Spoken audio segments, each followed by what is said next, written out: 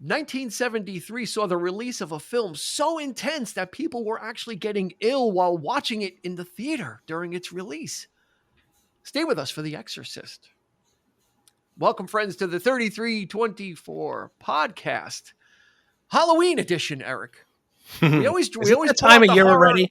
It is. Holy we shit. Always Yeah. we pull the horror stuff out once a year. We dust it off like everyone does with their Ben Cooper costumes that they have in the attic. Please tell me you're not going to do another episode on Ben Cooper. No, one was plenty. Are we going to do his biography, maybe? 6 minutes of Ben Cooper was more than anybody ever wants to know, wants to have. Maybe, except maybe our guest.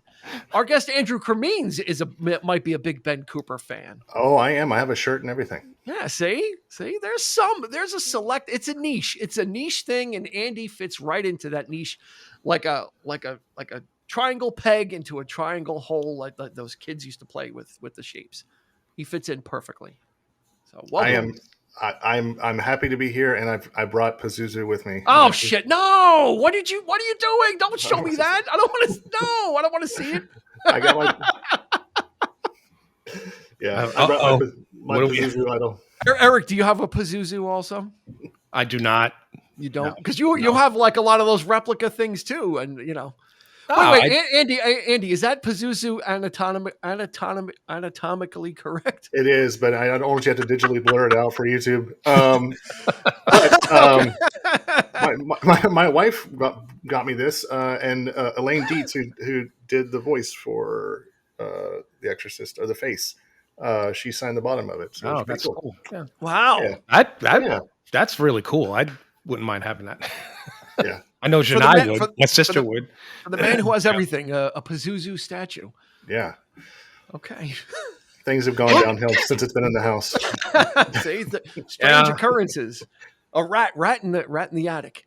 If you don't know, if you're not sure who Pazuzu is tuning into this, well, you're going to find out a little later on. But again, Andrew Cremines is with us. Andrew Cremines Art on Instagram. We'll drop a link in there. The guy is as busy as heck. So I'm glad he was able to break himself away, maybe for a little leisure time to talk about this movie. Oh yeah, he's doing a lot of great work. Seems to be almost a adjunct employee of Metallica at this point. Yeah, there's a lot coming out that I've already done, and I'm doing a lot more before January. So it's wow, right. Yeah. Oh, yeah, it was pretty cool. I got to go see them in LA, and got to be in the Snake Pit, and Dave Grohl was there, and that was pretty cool. It was just neat, you know. Nobody bothered him really while the music was playing, but it was just, you know, hey, there's Dave Grohl right there. Is he tall? Yeah. Is he tall or no? No, I'm 6'1", and he is about here to me, so I guess maybe about 5'10". Yeah. 5'10", okay. Yeah, and Jason Momoa was there in the pit, and John Travolta was at the show. I didn't see him, but apparently he was taking pictures with Pantera and stuff like that, which is just bizarre to me. Yeah, that's strange. But it was cool. It was just like the hometown show or whatever. It was SoFi Stadium. It was like 100,000 people, 2 nights, and sold out both nights, and it was pretty cool. It's my daughter's first big metal show. So, did you bring the headphones, the earphones? Nope. She was a champ. Wow, she got the full blast experience. Yeah, it was pretty cool. Awesome. Follow Andrew on Instagram, Andrew Cremines Art. Like I said, we'll drop a link in the show notes for his Instagram, and you can see all the great artwork he's doing for Metallica and other he does a lot of other projects too. Busy guy, busy bee. Eric and I, we just kind of do this once a week. But it's fun. It is fun. Oh, it's a blast. This is like one of the most fun things to do. You can do us a favor, whatever podcast platform you're listening on, give us a 5-star review if it goes up that high. If it goes to 4, we'll take the 4 then. But go ahead and do that. It helps our placement, helps kind of move us up in search results, and helps more people find us. So that would be a great thing to do, right, Eric? I mean, 5-star. 5-star. 5-star. Yeah. Okay. I think so. Not too much of an ask. You get free entertainment. The episodes are always free. Give us a review. So anyway, now that we've got all the housekeeping out of the way, let's get into the stats of this film. Let's get into the conversation because I have questions about this film. because I am by no means an expert on this film. So, and I walked away watching it with a couple of questions. So forgive me if I ask like stupid, silly questions, but you've already shown me Pazuzu. I've already looked into the eyes of Pazuzu, so it's over for me anyway. What Not difference? Just his eyes. His forget it. His third eye. Yeah. Best just leave it. Okay. Yeah. I'm sorry. I couldn't. I had to. I'm sorry. Mm-hmm. Anyway, this was released in December of 1973, directed by the late William Friedkin, who just passed away in August. Written by the screenplay was written by William Peter Blatty, based on his novel, which he wrote in 1971. So this was kind of a hot commodity. This kind of came to fruition pretty quick. $12 million budget. Now, box office, 66.3 million box office at the time. With re-releases and all that other stuff, it's upwards of like 200 and something million or whatever. Adjusted for inflation, the highest grossing horror film of all time until It, the theatrical version of It came out, and that became the highest grossing. Yeah, so it held the highest grossing horror R-rated horror title until the recent It. Wow, nominated for 10 Oscars, only won 2. Best sound, okay. And then Blatty won for best screenplay from another medium, which is kind of, I guess they call it now best adapted screenplay, or from another medium. What director beat them out? That year. Yeah, that was the year of the Sting. Yeah, the Sting came out that year. Yep. Oh. George Roy Hill.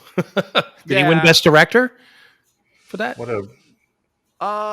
a shame, because this is one of the best directed horror movies. Yeah, of all time. George Roy. Well, here you go. Okay, let's start here then, because you asked.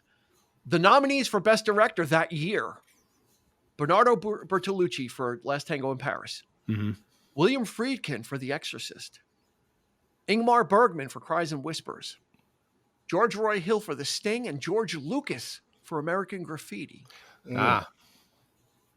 Okay, so there's some tough, going up against Ingmar Bergman, who is an auteur, bar none, Bertolucci also. But so Friedkin was in good, it was a tough race there. George Lucas probably would have been the dark horse to win. American Graffiti is a great film from that year, but not on the par of the Sting. And Friedkin won for French Connection, so they probably... frowned upon them winning more than one. Yeah. Yeah. And the Sting won for Best Picture. Jack Lemmon won for Best Actor. Glenda Jackson. Tatum O'Neal won for Best Supporting Actress. She was the youngest. That in itself blows my mind, because when we'll get to that. But what? Yeah. What's crazy is just hearing this. I just was recently on a plane, and on Delta you can watch movies and stuff. And I watched American Graffiti. I haven't seen it in I don't know, 15, 20 years. And it's interesting because some of the comments that I'm about to have about this movie is about the cinema verite, like just putting a camera and just watching people do things sort of thing, the feel of it. And that movie, American Graffiti, was very much so. So I'm wondering if this is kind of like that renaissance of just kind of letting it not feel like a production and more of the real, I know that kind of was the end of the 60s, early 70s, but I think you start that's how they and those directors. Yeah, that's how they all started out. Yeah. The movie brats, De Palma, they were all like Coppola. They all kind of let the stuff unfurl. And The Exorcist certainly is one of those films. Brief history. So we like to talk about alternate casting. Originally for Father Damien Karras, Paul Newman was looked at. As was Jack Nicholson. Now, One Flew Over the Cuckoo's Nest hadn't come out yet, so Jack Nicholson was still kind of not a major actor. Yeah. Don't think of McMurphy. Don't think of McMurphy, but Paul Newman. No, I can't see him. He's too likable. Yeah. Not that Father Karras isn't likable, but Nicholson also. Eric, no. I say majorly no. I mean, I'll talk about this more later, but like my favorite part of the movie was the actor Jason Miller in this movie. So like I can't imagine anybody else being it. So like, could you imagine Jack Nicholson like chewing up the scenery? And that, I mean, there's just so many subtle things in this movie that his eyebrows would be too loud. I can't. I can't think of any movie he done, even his early days when Easy Rider and like 5 Easy Pieces and all that. Pieces, even those movies he's Jack. He had an attitude. Yeah, he has an attitude about him. I don't mean a persona about him. Right. I can't see it. No, there's no way. Yeah. So William Peter Blatty, who was involved in the production, ended up hiring Stacy Keach. Stacy Keach was hired for this. We move on. Marlon Brando for Father Merrin. Hell no. The power of Christ compels you. Ugh, it compels you. Now, Cito was again the perfect. Yeah.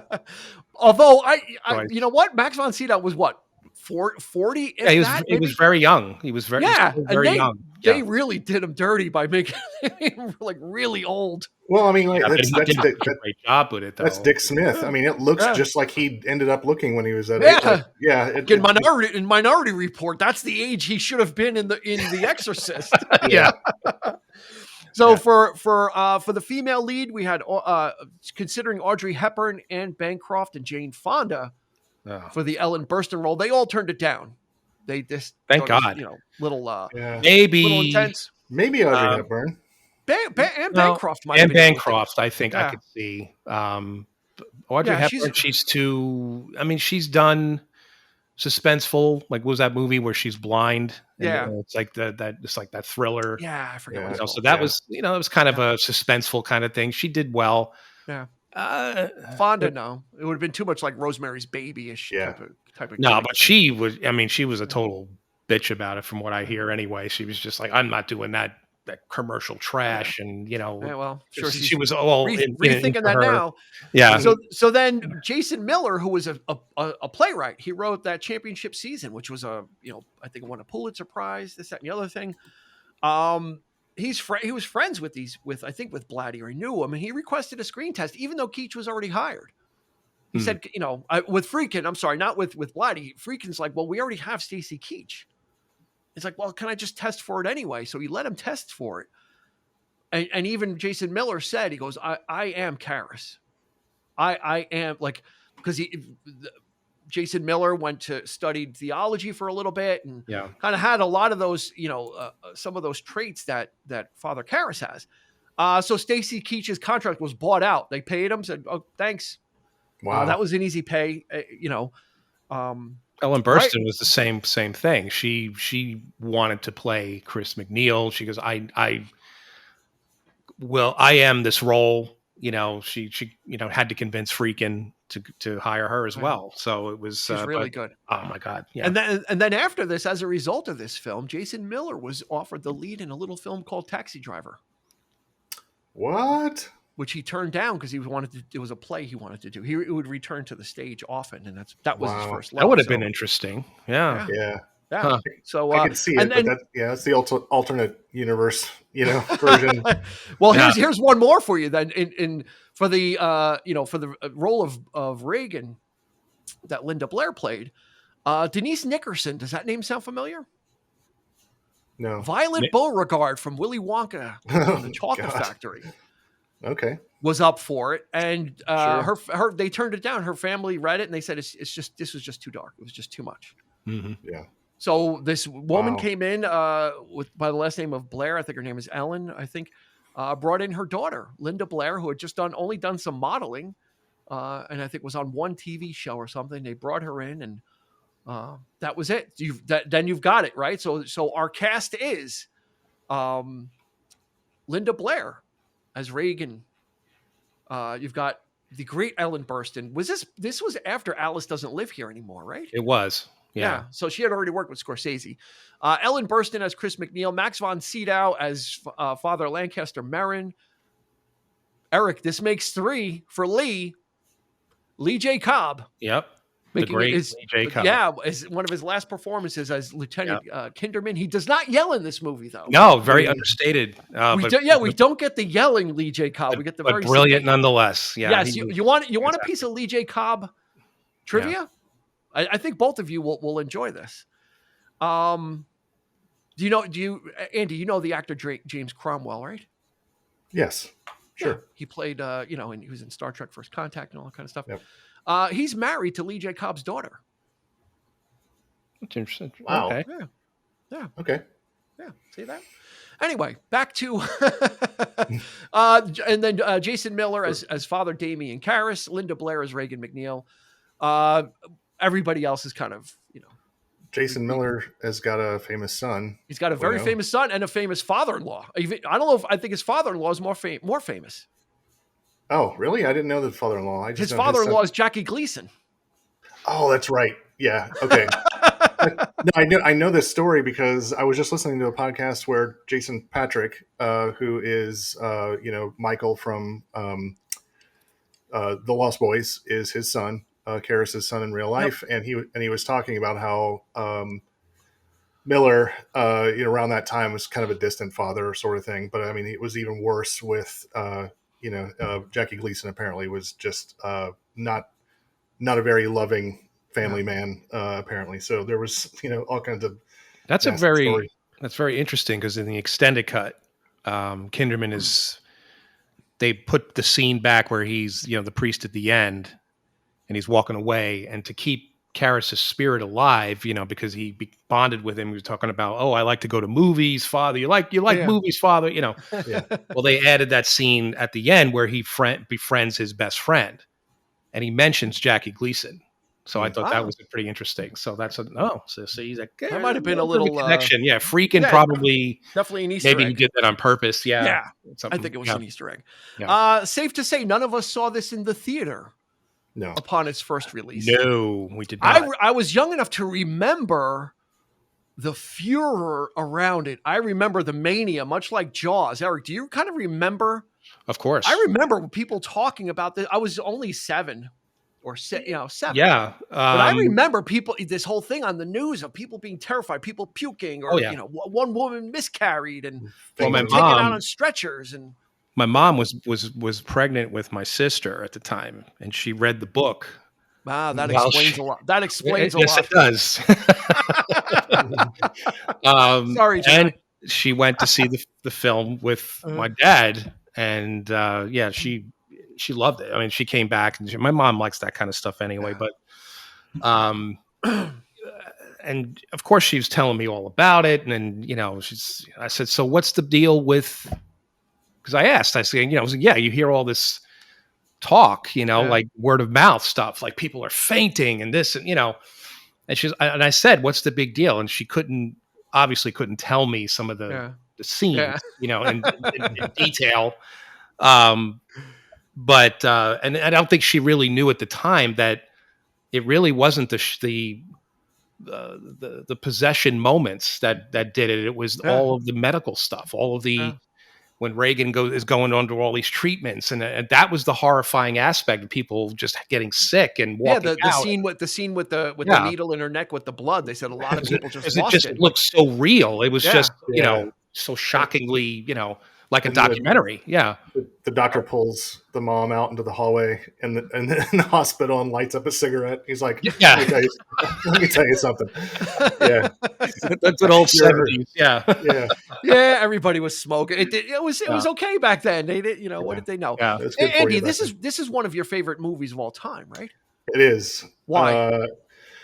Well, I mean, I'm a huge horror movie fan, and I think on a previous podcast I had mentioned this before, that it was like it was a proper film. It wasn't a not that horror isn't proper film, but you know what I mean. Like, it's a proper film. You have no idea if you had never heard of this movie. You had no idea what it was. You didn't know the name of the movie, and somebody handed it to you. You'd have no idea you were about to get your pants, blown off. But like, there's no winking or nudging or that we're entering a horror movie. But horror movies in general have that kind of structure. Like Love It or Not. I love it very much, but they they don't spend a lot of time dilly-dallying, especially in like the mid to late 80s. It's just straight to the horror and stuff. And so there's so many scenes in this movie that they just weren't acting or like putting on a show. There's like intimate scenes in the movie, like when she's like tucking Reagan into bed and they're talking to each other, and it's kind of love and mom daughter thing, and she like pulls a little eyelash off of her cheek, and it's just like it's like you're invading their space or something. It's just like it's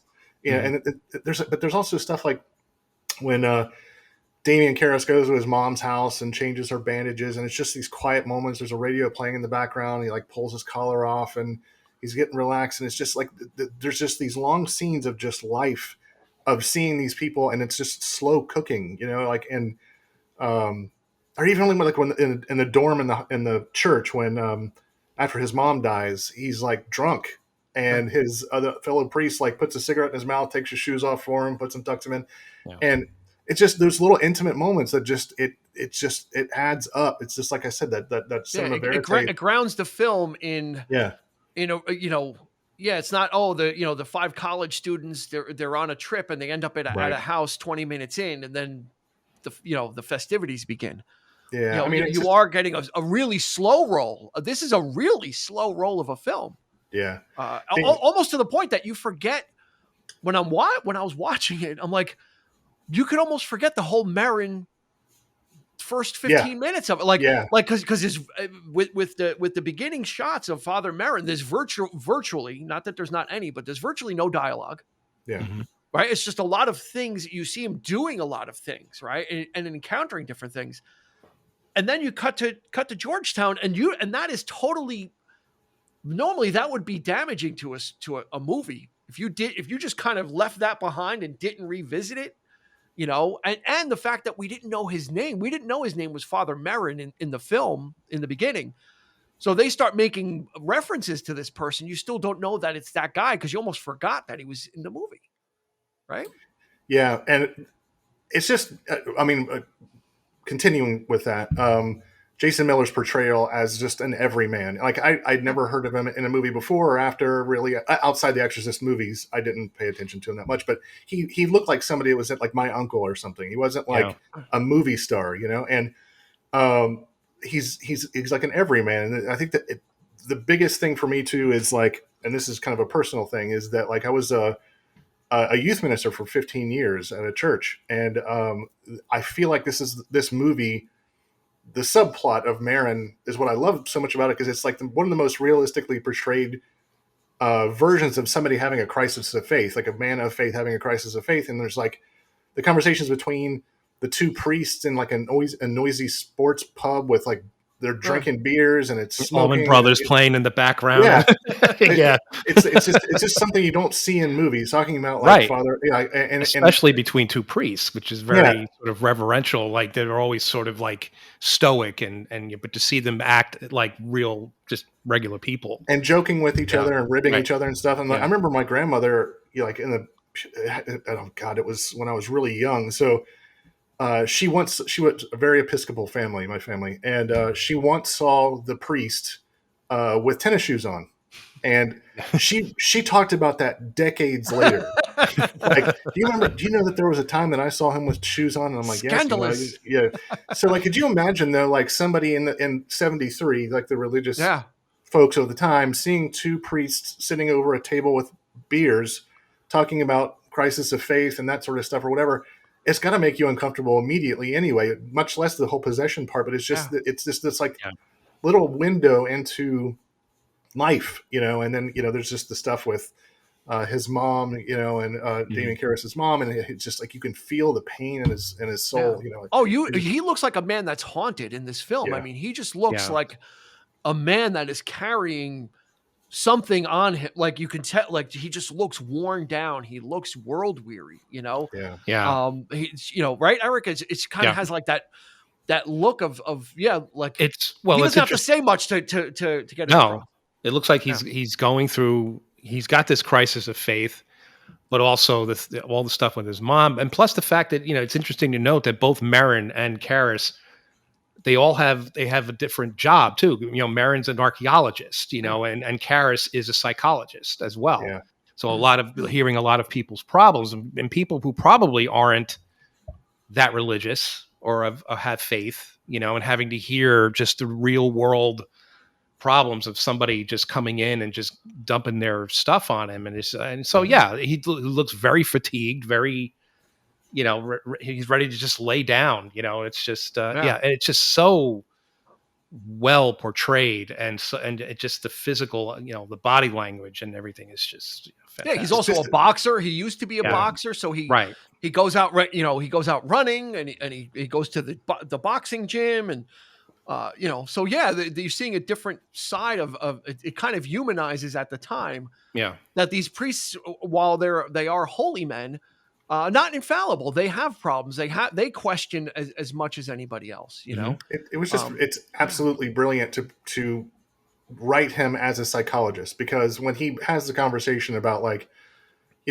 she said she was Satan's, might as well be saying that she's Napoleon Bonaparte. Like he's downgrading the possibility of spiritual possession. It's just like, I've seen a million psychopaths, like, it's just, and to like a cheaper movie would portray him as like a holy man, like knowing immediately, I know immediately this is, a spiritual, it's Satan's work. And it's not like that at all. He does everything that he can to, squash the, he was like looking at it from a clinic. He was looking at it from a clinical standpoint, right? He was looking at it as a psychiatrist or a psychologist, saying, like this doesn't pass the sniff test. It seems like this is more of a mental concern than a spiritual concern. So that's a really good point, that he's bringing science, right, psychology or psychiatry into the field of spiritualism, and that might have been where some of the crisis of faith and him doubting kind of comes in. It's because he basically says, I can't do this anymore. And then it's the scientists, the people at the hospital, the ones that are recommending the exorcism. So it's like they're overlapping. Look, we got nothing left. Yeah. Right. Yeah. Exactly. St. Joseph baby aspirin, maybe. No. Yeah. Go to the, so, and this kind of, this movie does really take its time. Mm-hmm.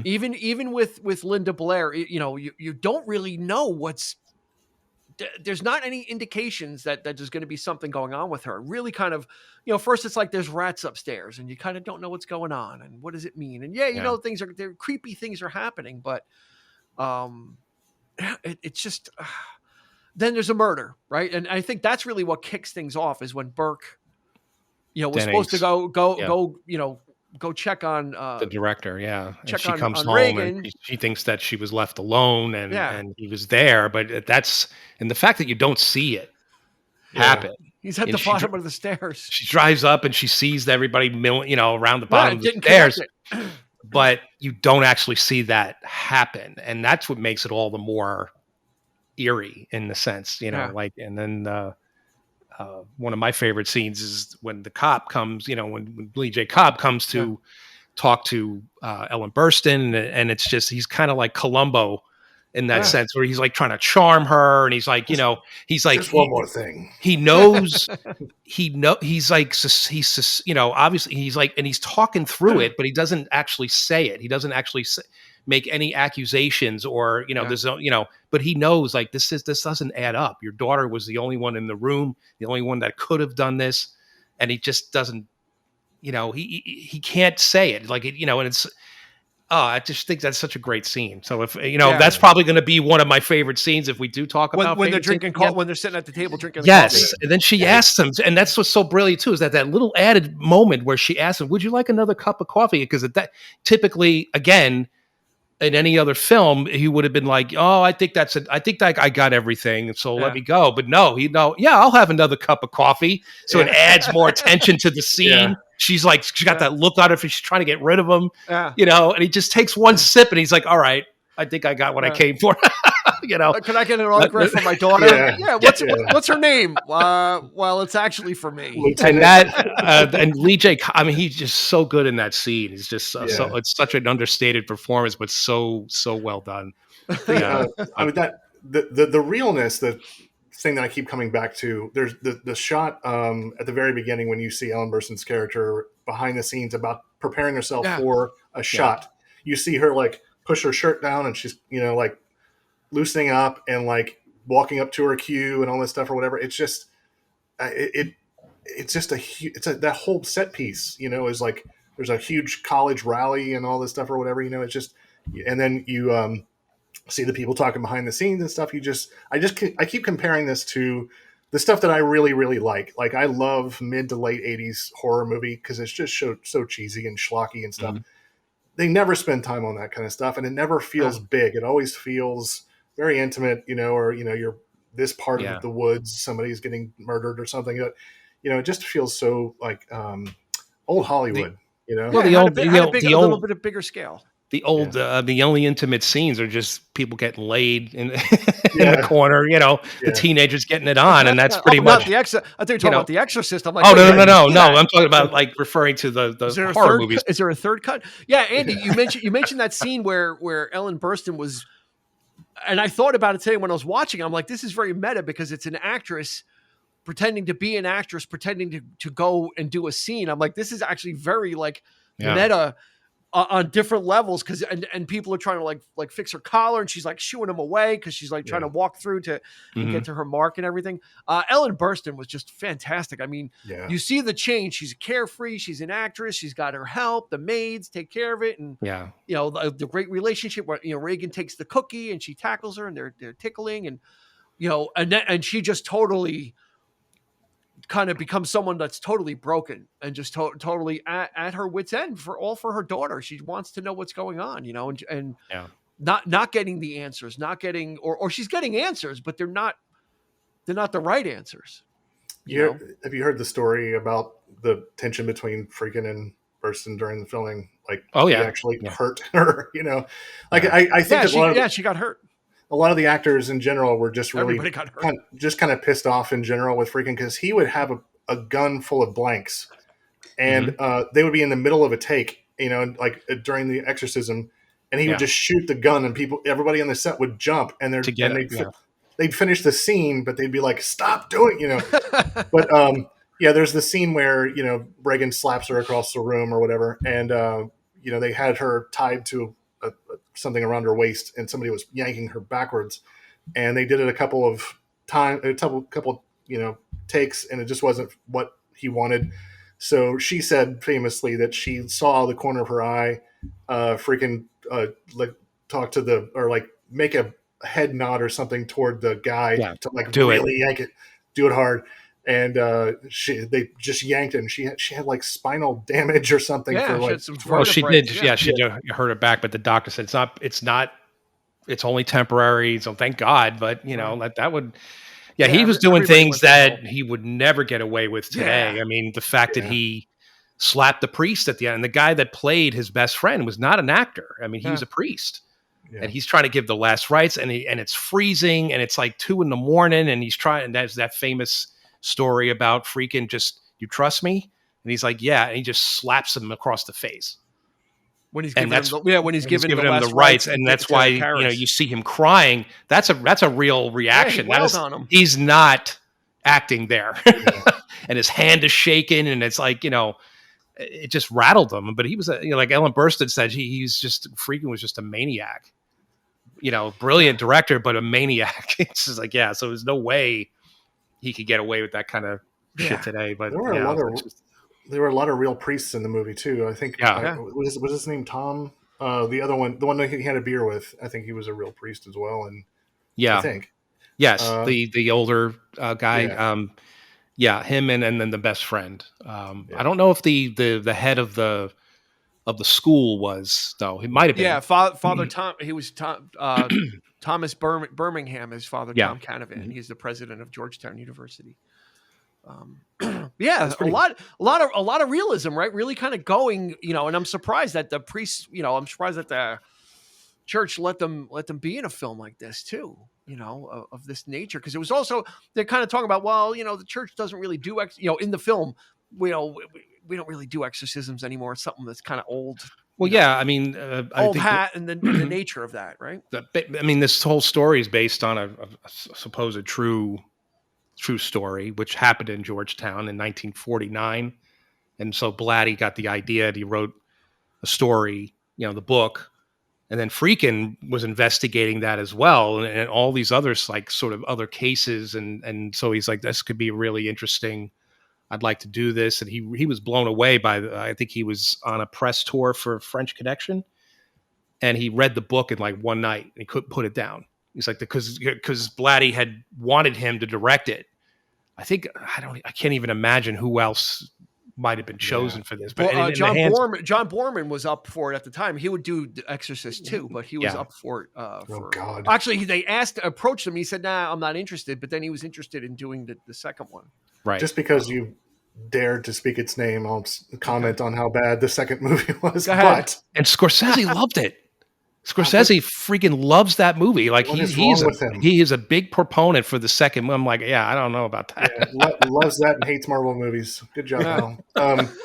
So the second one was horrible. The third one is one of the best sequels to a movie ever made. The Exorcist 3 with they bring back Jason Miller, and George C. Scott playing Kinderman. Like they bring the cop back, and cream of worm tongue. But yeah, I mean, like it's. I love that movie. I absolutely love the third movie. It's so good. Have you guys seen it? Yeah, I haven't. Oh, highly recommend. Highly recommend. Just it's a direct sequel to the first movie. Yeah. So Blatty directed it. He wrote the story. It's based on Legion, which was a sequel story, but he actually directed the film too as well. Yeah. So not bad. He didn't do a bad job. So, yeah. It's, he for Exorcist 3, he half-heartedly was approaching directors, and I forgot who he approached about it. Oh, John Carpenter. And John Carpenter's like, I could tell that he really wanted to direct it himself, and I wasn't interested. There was no exorcism at the end of the original script, and they made him reshoot it. I think the studio was like, there's got to be an exorcism at the end of this. You can't not have it. Really.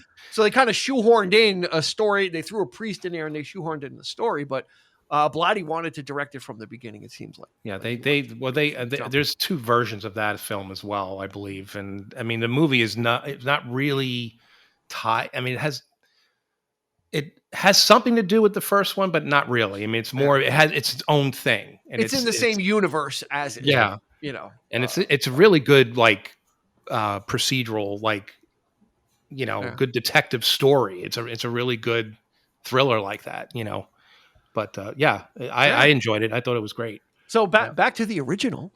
One of the things I caught in the very beginning, and it wasn't too subtle, which would be a foreshadowing, is when Merrin gets called.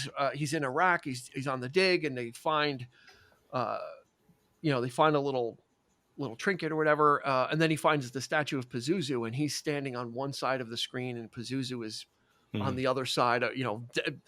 Telegraphing a face-off eventually. Which again you almost forget about because the movie just moves on from him and never gets mentioned again. But then he kind of, Father Merrin, he's back. He's in Iraq. Oh, he's back. So they kind of brought him back in. You kind of get the impression that he's quite aware of Pazuzu. Like when he sees the statue or the thing, the artifact, it's like, oh boy, here we go. But I mean, that whole intro scene, I mean, like the sound mixing, the Oscar-winning sound mixing, they mixed in the sound of bees and this low resonance hum or something like that that will make people uncomfortable to begin with. So the people in the theater were reacting to the sound without even know they were reacting. They were already getting sick just at the beginning of the movie they were like, subliminally screwing with people at the beginning of the movie, which is awesome. Now, here's one of my questions. Either one of you can answer it. In the very beginning, when he gets called to the dig and he finds that little artifact, Andy, that you're talking about. First, they find a medallion, right? Yeah. And the guy says this is too new. It's not from that same era. Yeah. So what can someone tell me this is my genuine question. Cause I what did that mean?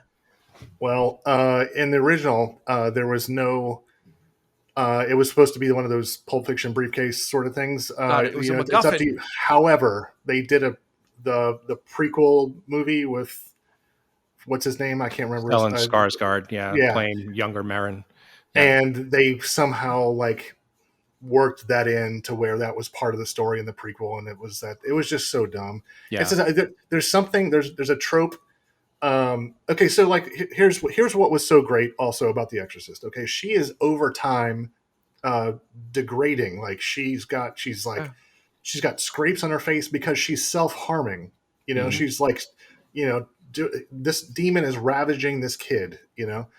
And now whenever there is a any kind of possession story in a movie, they immediately have to contort, which is ridiculous. And then two, they immediately get scars on their face for no reason. It's just like you go from perfectly good kid to turns head real quick and there's scars all of a sudden, and she just starts breaking and contorting and Cirque du Soleil doing the robot. Yeah. So I can't watch possession horror movies anymore because it's all the same formula. None of them hold a candle. The reason, I mean, Dick Smith did all these makeup tests with like witch type makeup and stuff, and it looked horrible. And Freakin just said, he's like, no, it has to lend itself to the psychological aspect. When the doctors are saying that this is psychological, it's gotta be believable that she's actually doing this to herself. Yeah. The whole crucifix scene, the masturbation scene it's not only is she doing that, but she's also, those scars are from the cross. Yeah. Her cutting her face as well. You don't see it, but that's what's happening there. And getting back to the metal. Yes, because I do have another question about it. So Freakin said that it is meant to be, because there's no earthly business for that metal to be there in that dig. It's a foreshadowing of when by the end of the film you see, because Damien has the same metal. Has it. No, well, he's wearing it around his neck. I don't know if it's supposed to be the same metal. Yeah. How did it get there? It doesn't. It's not. They don't explain it, but it's meant to be sort of a premonition type of thing. It's a foreshadowing. Okay. So you keep it like, so and in the extended cut, when she hands the metal to the other priest, his Father Dyer, his best friend, the original, they just pull, he takes it and they pull away.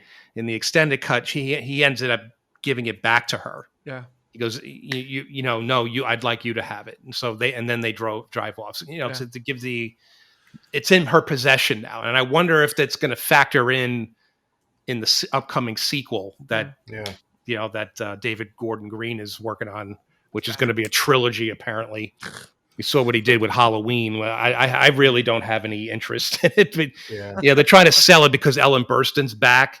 Trying to make it because like Jamie Lee Curtis came back. I was going to say that's like getting Jamie Lee Curtis back for Halloween. I mean, Ellen Burstyn didn't want nothing to do with the second one. Those movies sucked. They were horrible. Did you see that? That's interesting. They've been trying to get Ellen Burstyn for decades. So I don't know if she's just out of money or if she. Yeah, she probably needs, but I mean, so just really quick. I mean, to answer your question about the medallion, it's just like it's that thing that modern storytellers now have to answer.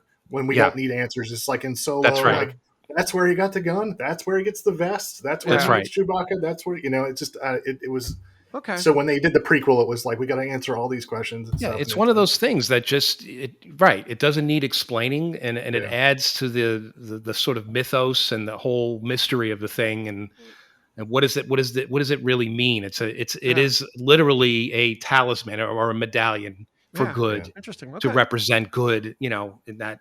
See, I had a genuine question. I'm like, okay, where because they made a point to say this is not from the same time period as all this other stuff in the dig. So interesting.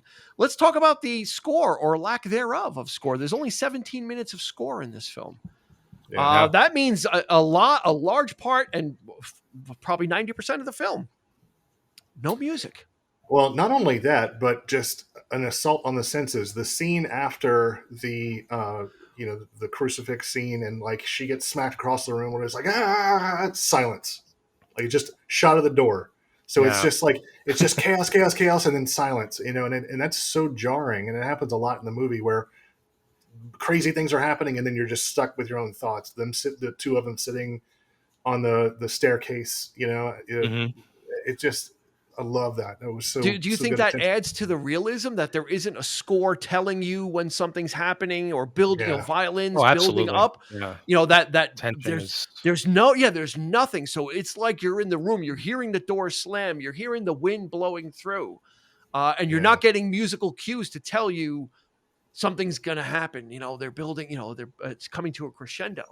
When you consider the scene where Merrin shows up right at the door and he walks into the house, and then it's like just like quiet whispers, like I'm Father Merrin, and blah blah, and all of a sudden you hear Merrin, like the demon just screams. I mean, that in itself is like a piece of music hitting you, like slapping you across the face, and it wouldn't have worked had there been like a dun, dun, like a tension building type of theme happening there, But one of the greatest commercials for the Catholicism that you can possibly. I mean, like all the religious people of the time were, what was it? The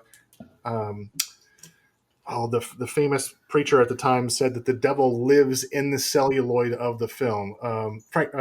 Billy Graham. Billy Graham said that like the devil lived in the celluloid. But I'm like, you don't need a better commercial for Christianity than this movie. They're practically Jedis, coming in and like trying to take out the Sith. So I don't know. No, it's you're literally true. There's a lot. It's a literal. I mean, I don't think there's like Andy said, I don't think there's a better example of just good versus evil. It's just depicted in such a way that it's just so identifiable. It's a literal way. It is the good of God or whatever your opinion is on that, of spirituality versus the evil of the devil, of Satan, of temptation, right? Because that's what Pazuzu plays on. If you notice in the film, in the beginning, when the exorcism starts, Merrin says to Karras, like, this is psychological. Like he's going to try and mess with your mind. It's not a physical thing. Yeah. And that's exactly what Pazuzu kept doing. Merrin, like I never really went up against Merrin. Like the devil never really tried to get into Merrin's head, I think, because he knew it was too strong, but the devil knew that Karras was the weak one. And that's why he kept on going in on the whole mother thing, kept on hammering with him, but never really did anything to Merrin, right? The shot of Karras coming into the room, dead silence, coming into the room, and his mom sitting on the bed. Mm-hmm. Gave me goosebumps just saying it. Like the first time I saw that, it was just like my stomach sank, because like you're expecting to see something and you see his mom there. One of the it takes you back to, it recalls the that scene in when you see his mother when he's coming up the stairs of the subway, right? And you see that, and there's complete silence there as well. The dream, and it's why you do this to me, Demi? It's interesting to note that Friedkin also said that there's a motif happening there of Karras ascending. There's like 3 shots in the movie where you see him either walking upstairs, or there's a shot of him getting up from from being crouched on the floor or whatever, and it's like there's like all these like shots of him like looking up or ascending, and then of course at the end his spirit ascending to when he sacrifices himself, when he's looking up at the ceiling when the demon comes into him, and then he dives out the window. The interesting thing about that scene when he saw his mother at the subway, when they showed him, he was wearing like the sweatshirt that he wears when he works out at the gym, but he was wearing the priest's like pants below, like almost like the dual, that even in his mind, he was conflicted and split. He was half this guy that does these things and half a priest, so it was a literal translation of his crisis also. Mm-hmm. What's kind of sad, but kind of cool, or I might be looking way too far into this, but depending on whatever your flavor of Christianity is, the belief is that if you are filled with the Holy Spirit, a demon can't come in. So spending the entire movie showing Damien losing his faith, that's how he was able to pull it in. Mm-hmm. And then he ultimately dies, which is just sad. Like, so it's not, there's a way to look at it where it's kind of a sad ending where it's like, that he never got his faith back because he was able to pull the demon in and he died that way. So I don't know.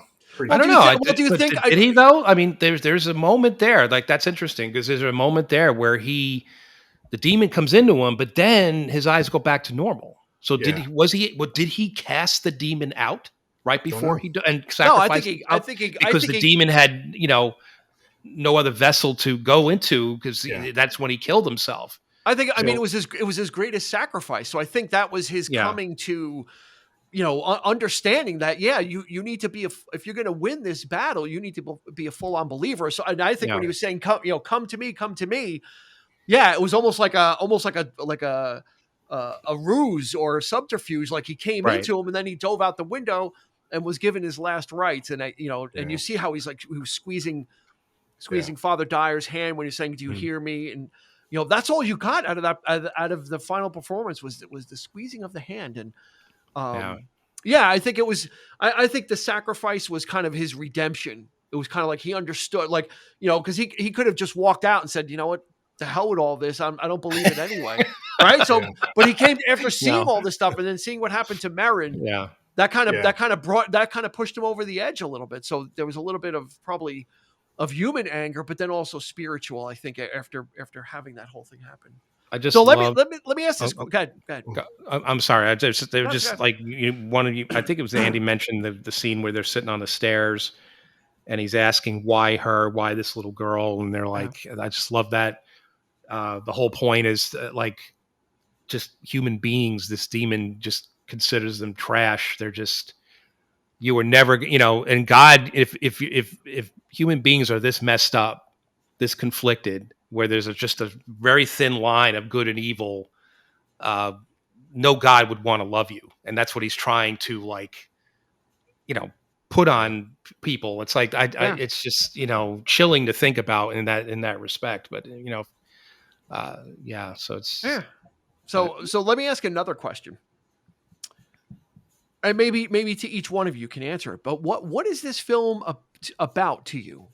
Is this film about an exorcism, or what? Andy, what is this film about to you?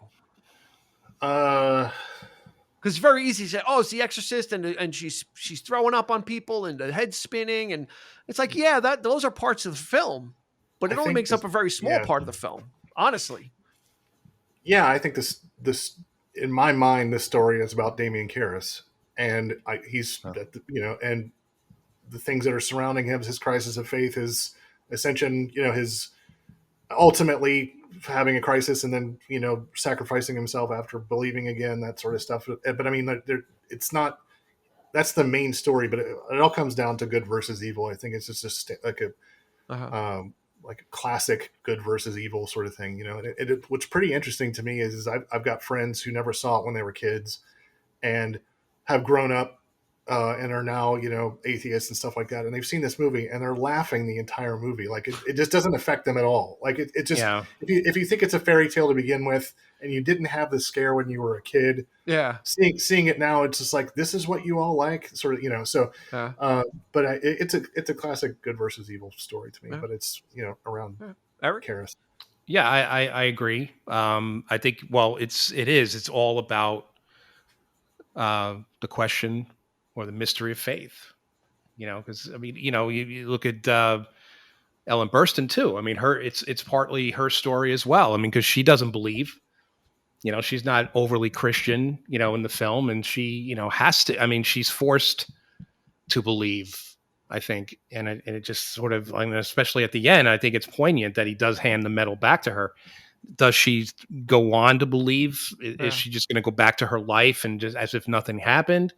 Who's to say? We don't know that. I guess we'll find out. But yeah, and to me, just the way they approach the whole question of faith is just, to me, the whole it elevates the film to something completely more than just a simple horror film. Mm-hmm. It's the jarring moments that are so surreal that make you think, yeah, it's very laughable at this stuff. But when you consider the realism of everything else, when those scenes happen, it's like you're just kind of like reacting as they're reacting. So, like some people laugh at it. Some people, are just are terrified by it or freaked out by it. I mean, it's just, it evokes those emotional. So is this more of is this more of a drama with a really, I think so. with a really messed up ending? Like, I think so. Because of the pace that it takes and because so much time is spent on character building. we learn about a lot about Ellen Burstyn's character, Chris, and, again, like her home life and what's that like, the absence of the father. And it kind of switches back and forth. Then we spend a little time with Father Karras and relationship with his mother and how that's kind of damaged, or he's got guilt about not being there for her. So, I mean, if you took out the end of the movie, you would pretty much have a character study. You would have a character drama about two people. You just change the ending where they kind of help each other through their problems, and it's just a straight up drama. Or Reagan gets some psychological help. Like you could have this could be a straight up drama. Like there's nothing about this that couldn't have been rewritten or reconfigured into just a straight up drama by changing that one thing about that it had to be an exorcism. Mm-hmm. Right.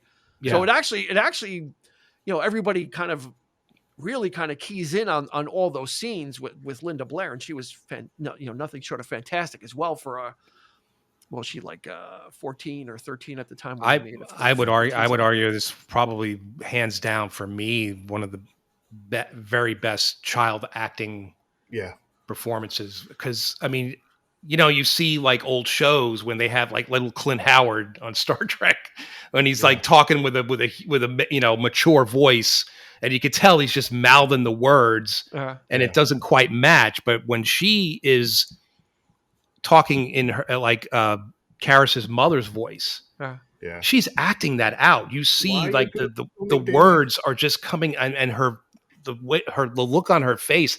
It's such a mature performance. This is not a 14-year-old girl. It's crazy. Yeah. Speaking of which, there's a famous story as well that Jason Miller likes to tell that that she was 13 or 14 when she's filming, and Von Sydow's very first day on set, they go into the room or whatever, and they're like, "All right, ready, action! Your mother sucks cocks in hell," and Sydow goes, "Excuse me, cut." I guess he only read his lines. Yeah, he's such a. But having actors of his in something like this too, it's like, of course, like Alec Guinness in Star Wars, and I don't know, it just elevates it to that. And they're such classy people, it's just, it adds that something to it, like it just, Well, that was like Andy makes a good point. Like Andy referenced the horror films of the 80s a lot. But back in the 70s, either something was really schlocky and low budget, or it wasn't. So in the 80s, you kind of were kind of splitting the difference of, you had high budget stuff, but it just didn't have a lot of meat on the bones. It's like, let's get the kids in trouble, let's get the chainsaws out, and they knew what they were doing. I mean, these guys were making these kinds of movies, and they knew what they were doing. We're not, they're not trying to do anything different. In the 70s. A lot of these directors were trying to be, let's face it, trying to be auteurs. They were like freaking, and you could make the case of Spielberg with Jaws too. Is it really about the shark? No, it's about these three guys and, dealing with, the what's happening to Amity and all that stuff. There's subtext and, all this kind of stuff going on. Everybody's trying to be smarter than what the movie should be, but it's actually much, much more smarter than that. There's, you know what I mean? Like there's just a lot of that happening in that around that time with these guys, and just, I got one more thing before we go. I know that we're running up on time, but we're fine. The scene where Reagan is talking about she saw a pony, she's like, "Oh, it was so, God, Mom, can we get a pony?" It didn't feel like a kid saying, "I would like a pony," like trying to act. It felt like the camera was, somebody turned the camera on while she was talking, between scenes or something like that. She was amazing. And I've got to meet Linda Blair a couple of times at Spooky Empire. And the last time, there's like a VIP party with a bar, and there's like free drinks. And then there's a stage where they give like raffles and play music and DJ and that sort of stuff. Everybody's there and everybody's getting drunk and having, I don't know, I'm sorry if I told this story before, but everybody's having a great time. And, she goes up on stage and she's like, like Linda Blair just goes up on stage, grabs a microphone, like doesn't even ask, just goes and grabs a microphone. She's like, while you guys are sitting here drinking, and I forgot exactly what she said, but she's like, while you guys are sitting here drinking, many pit bulls all over the world are dying. And I just think that you guys need to know that, she like berates the audience for like, chastising, because she owns a pit bull rescue somewhere. And she's just chastising everybody for having a good time and drinking. And then she's like, and that's it. Go ahead and keep drinking then, and puts the microphone up, and everybody just kind of turns back to their drinks. And mic drop. But what was the scariest part of the movie for you guys? Ooh. I don't think the exorcism. I think the stuff leading up to it, just the creepiness of everything that was happening without knowing, right? Again, when you're watching it for the first time, you just don't know where it's leading, and Linda Blair was so good at portraying just being in pain, like just before she was fully possessed, like shaking up and down and just being in pain. And that was scary. But what was probably the scariest thing for me wasn't necessarily a scene, but it was when Merrin and Karis go into the room to confront the devil. You can see their breath. Yeah. That was like a whole other level of like that, and they did that practically. They air conditioned the crap out of that thing so it so they could drop the temperature. And what an effect when they're in there and they're saying the prayers, and you see their breath, and that's just, to me, that's like just creepy stuff. I'm like, geez, like it really sets like it's got to be ice cold in that room, and it's just like fall, it's autumn, and in the movie, and so it was more the atmospheric stuff than something that was outright scary. Eric, what do you got? I'll agree. The sound design, I think, is what gets me now. It's no longer the creepy makeup, the Captain Howdy face, the subliminal, which is effective, but I think it's more the sound design is what really gets under my skin at this point. Even the beginning, which I think is a great opening to any film, but like you were saying, like the underlying sound effects, and then all of a sudden he's standing on the mountain, you see the dogs fighting in the distance, and it's just what's happening here, and it's something ominous is on its way, and it's just the idea of this thing in Iraq just happens to pick this little girl who's all the way on the other side of the world. It's like it's so random. It's just like you start thinking like, wow, anybody could just drop in, and But I think Karis had a lot to do with that as well. I think, and maybe because Merrin was at that point in upstate New York, perhaps he was closer. Maybe the proximity of all these characters together is what prompted the demon to possess her. But whatever. But but that's just the idea of that really creeps me out, is the fact that it's just so completely random. Do you think Spielberg stole a little of the beginning of this for Raiders of the Lost Ark?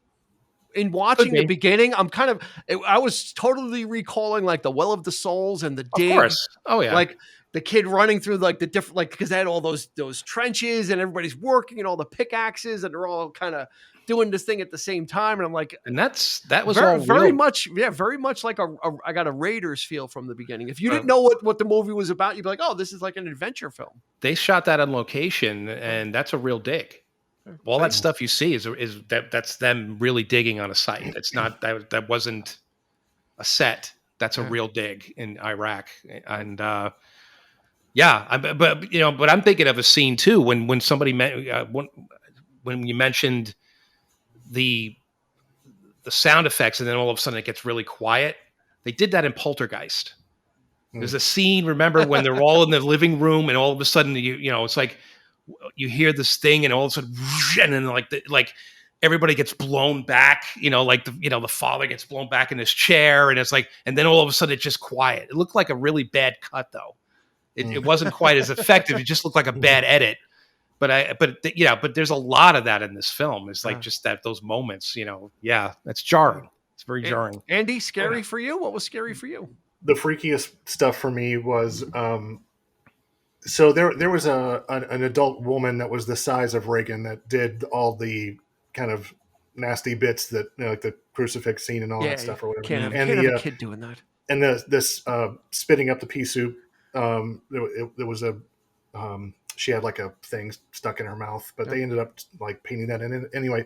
But every once in a while, it'll cut to a shot where her stunt double is in the bed and not Reagan. So her face is different. And there's one scene where Marin is over by the window and you're on the other side of the room looking over at Marin, and Reagan is there, and she's got her head like sideways facing you directly, and she's got these gigantic wide eyes and this psychotic look on her face that's just stuck. And it's not Reagan, it's the stunt double. And it's silent. It's just like he's talking, and you just see her, and it's just not her. And she's got this, like grimace, like weird grimace, and her eyes are wide, and it's not her. And it's just like, oh God, it's just it's so effective. Where it's just there's a couple of scenes in the movie where it's a visceral feeling. Like it's like I said, when he walks in and his mom's sitting on the bed. You're not like and you're not like you're just you're just ugh, it's a weird. Yeah, it's an emotional response. Is that the scene where she's lying on her side and then like the stuff's coming out of her mouth? Like there's I know what you're talking about. There's a scene. You can tell it's not Linda Blair.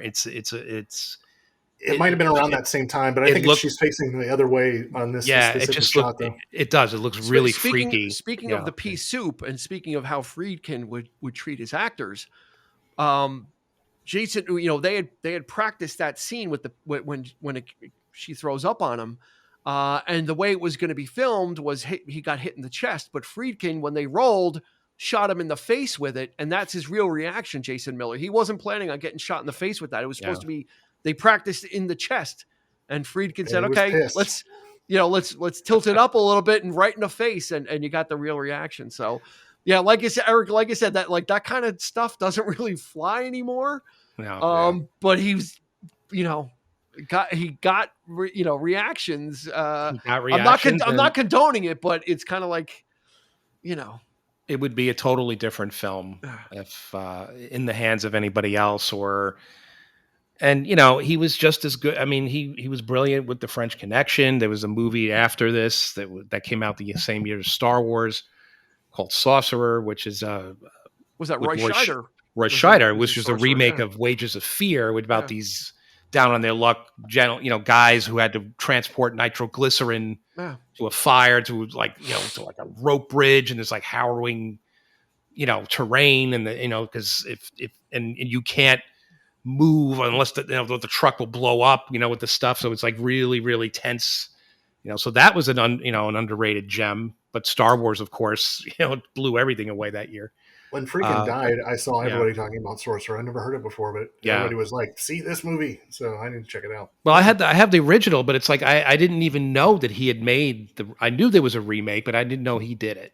And then I watched it and I'm like, oh man, this is even better. This is a really good film. And it's so, again, very, very sort of that realism, that natural type of acting. And, he really was really good at what he did. And, to live and die in LA. In the early Didn't care for it when we saw it in the theater. I think I saw it with you. No, you probably saw it with Johnny. Okay. And I didn't care for it then, but now I've watched it again and I'm like, yeah, this is a movie that's much better than I remember. Yeah. So there's, of course he didn't get, these movies weren't as big. These three films are probably considered his best, but yeah, he had some really good stuff, and he was just very outspoken for film, and just much like Robbie was for music, who died in the same week, and I kind of want to pay tribute to both, and we did. And Dean came up with the idea of doing separate, just talking about a really great piece of work for both, and so which was the better way to go. But yeah, it just two geniuses that we lost in the same week, which was they're just dropping, and it's sad. But yeah, but this stuff lives on. This movie will never gets old. I think it gets better with time. I'm putting at the point where I'm thinking it might be in my top 10 because it's just so well made and just so it still leaves a great impression. So. Yeah, it's not even though it's of its time, it's not dated. because it's not gimmicky. Yeah, the stuff hasn't aged poorly. That you can watch this and still just scare the crap out of you. And like Andy said, you're getting top-notch performances. You're getting actors in this, right? No, honestly, that and that does make a difference when they're invested in it on a different level, right? They're invested in it on an acting level, which kind of brings a different dynamic than, you're going to be running from somebody for 2/3 of the film. It's kind of like, okay, well then I gotta make sure I look right running. Since this was such a slow roll, it's like I said, it's more of a dramatic thing. So those actors need to let those, find those beats with the character, like Andy said, those little moments that help you connect it, whether it's Karras with his mother, or Karras at the bar, or Reagan and Chris together, or Chris with the assistant, and slowly losing her temper with her and just kind of becoming more and more unhinged. That's what grounds this film is. You can watch. It's not like, it's shitty until you get to the end, and then the end is really screwed up. It's like, no, you can watch this and kind of just let it unfurl. So I think that's going to do it for this episode. What do you think, Andy? Covered the bases? Anything we left out? No, I think that don't see the second one. See the third one. Don't see the fourth one. Right? Or skip the one with Stellan Skarsgård. Skip the prequels. Skip the prequels. Both of them were. I mean, and then the jury's out about the new one with Russell Crowe, because that hasn't come out yet, right? Or it's out now. Well, it's out, but I don't think it has anything to do with. Oh, I thought it was this unit. It's a different thing. Okay. The Pope's Exorcist. I thought that was. Yeah. There was one other possession movie. It was with Leslie Nielsen. It was called Repossessed with Linda Blair. That's it. It was with Leslie Nielsen. No. You walked into it. I'm sorry. The sister from Dexter. It was called The Possession of. I don't think it was Emily Rose. It was one of the other ones, but whichever one had her in it, Jennifer Carpenter. I remember it being really good. But of course she does the contortion things immediately or whatever. But it got to the point where there was another one of those exorcism like franchises or whatever. They did the second movie, and the poster was the girl bent into a number 2. Paranormal Activity, probably, or one of those, right? Like, everything has to, all the joints have to bend like the opposite ways. Like your elbows have to bend the other way, so it's creepy. And it's like, nah. Forget it. I remember we saw the prequel together, Andy. I remember actually because I think it was Paul Schrader wanted to go really heady with it, and they didn't. The studio hated it, so they recast. I mean, Stellan Skarsgård is in both versions. So they got Rennie Harlin, of all people, who did Die Hard 2 to do the second version. And it was just like, and when the people get possessed, I remember she looked exactly like Linda Blair, like the same exact makeup. Yep. Because this demon, this is what he does. It makes everybody look the same. There's the same scarring, the same look. She was immediately possessed. And she like did that thing where she turned around and she was possessed and she had the scars on her. It was The Exorcism of Emily Rose from 2005. Okay. She was Jennifer Carpenter was really good at it. Wow. All right. Cool. Good stuff. That's it. One of my favorites. That's it. Nothing in closing. This is, like I said, this is one of your tops. So this comes highly recommended, right? Especially now. Yeah, it's just. Do you watch it every year? Eric watches it once a year. I watch it once a year, and Dean before we started. Dean was like, "So this is around this time. Is it a Halloween movie? Do you watch it around Halloween only, or can you watch this any time of the year?" My wife and I start in the beginning of September and just watch, a couple of horror movies a week all the way up until Halloween. Like sometimes we do like one a night, but then it becomes like a chore to figure out, unless we list it out beforehand. But, it's always on that list. It's always, once a year. And my daughter saw it for the first time this year as well. Yeah, so did Jacob. He watched it the other night with us, and it's one of the greatest movies I've ever seen. But he just goes, but it's terrifying. but we skipped the crucifix scene. But it's harsh. It's very harsh. Yeah. So Eric, so then you don't necessarily watch it during the holidays, but you said you watch it once a year. I haven't. Right? I haven't done it yet, but I could. Yeah. Like I think this is I think that's kind of point. I guess it's that kind of a movie where you can. It's not just a horror film where you could watch it at any time and just psychological. If you want to, yeah, exactly. So psychological drama. It's great for Valentine's Day. There you go. Celebrate Valentine's Day with the one you love. There you go. As of the recording of this episode, it is available to stream on Max HBO. So if you've got that subscription, you can go check it out. It's the original theatrical version, not with the extra stuff, but you don't need it. Just go with the theatrical version. That's what scared the crap out of everybody. So Andy, thank you so much for joining us, man. You don't have to thank me. I'm happy to be here anytime. It's always fun to get you in here. And I'm like I said in the beginning, if you're just joining us, there'd be no reason for someone to be listening to the last 2 minutes of a podcast. But if you are, Andrew Cremeen's art, go hit him up on Instagram. We're going to put a link in the show notes. So go check him out. Follow him and see what he's doing, his adventures. I do have one 30-second thing. Sure. Last time I came up to visit the Cooper family, we stopped at the filming locations in Georgetown with my family, and I took pictures on the staircase. And I brought with me printouts of, because I love the movie so much, shots from the movie, and I recreated the exact shots, found where they were, and that sort of stuff. It was really fun. It was like, so I mean, that whole area is just really. I think it's time for you to repost those. Maybe sure, for the holiday, for the Halloween holiday. But we'll do. Cool. Yeah, it's kind of as iconic. Why are these long staircases so iconic? The one in Joker, right? The one in the Bronx. Everybody was going to that one, and it's in like the worst part of the Bronx. But it's these long staircases. They're not exactly in the greatest neighborhoods. It's like, wow, okay. But anyway, thanks, Andy. We appreciate it. Thanks for coming on. So it's always a great time. So.